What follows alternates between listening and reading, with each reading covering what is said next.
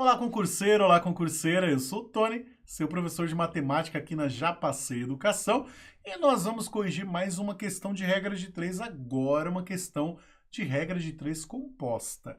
Lembrando que regra de 3 composta é aquela que possui mais de duas grandezas, tá? Nesse caso aqui, nós temos 3 grandezas, mas se tiver 4, 5, 6 grandezas, o modo de fazer é o mesmo, tá? Lembre que aqui na plataforma nós temos a parte de regras de 3, a parte teórica, que mostra a ideia do diretamente proporcional, do inversamente proporcional, como comparar as grandezas, a ideia do sinal que eu ensinei para vocês, tá bom? Então vale super a pena visitar, tá bom? Então se você caiu de paraquedas aqui nesse exercício aí, vai lá na parte teórica, sempre bom ver a parte teórica, sempre bom ver como que se estrutura a ideia da regra de 3. Não esquece disso, que é super importante, tá bom? Se as dúvidas permanecerem, não esquece. Volta esse vídeo quantas vezes quiser, pausa ele quantas vezes quiser também e manda aqui nos comentários suas dúvidas, que vai ser um prazer te ajudar, tá certo? Vamos para a questão. Olha o que ela fala aí. Ó. 6 pedreiros assentam 30 tijolos em 5 horas. 20 pedreiros assentarão quantos tijolos em 10 horas? Perceba aí, gente, que depois dos numerais, ó, do 6, ó, tem o pedreiro. Então, pedreiro já é uma grandeza. 30 tijolos. Tijolos é outra grandeza. Olha que legal, né?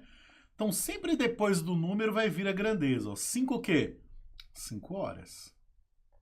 Então, ó, 6 pedreiros fazem 30 tijolos, assentam 30 tijolos em 5 horas. 20 pedreiros assentarão quantos tijolos? A pergunta é sobre tijolos, então o X vai ficar no tijolos aí, em 10 horas. Então, olha só, a tática qual é? Primeira coisa que a gente vai fazer é colocar um sinalzinho de menos na coluna onde está o X. Então, o X está em tijolos, eu vou colocar o menos no tijolos. Muito bem.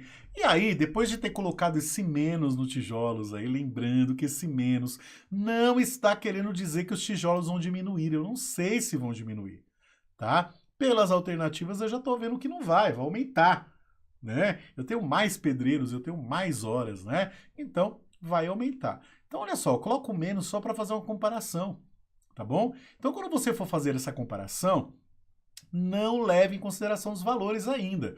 Leve em consideração somente as grandezas. Isso é importante. É a parte que vocês mais se atrapalham, essa comparação entre as grandezas. Então, presta muita atenção, tá bom? Então, eu estou comparando tijolos com pedreiros. Eu coloquei menos no tijolos. Eu não estou dizendo que o tijolos vai diminuir.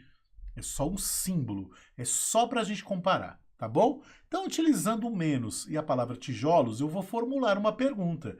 Então, qual que seria essa pergunta? Se eu tenho menos tijolos para assentar, olha só, o menos e o tijolos na pergunta, né? Então, se eu tenho menos tijolos para assentar, eu vou precisar de mais ou menos pedreiros. Se eu tenho pouca produção, se eu tenho pouco trabalho para fazer, eu chamo pouco trabalhador, tá? Então, poucos tijolos, poucos pedreiros, tá? Muito bem.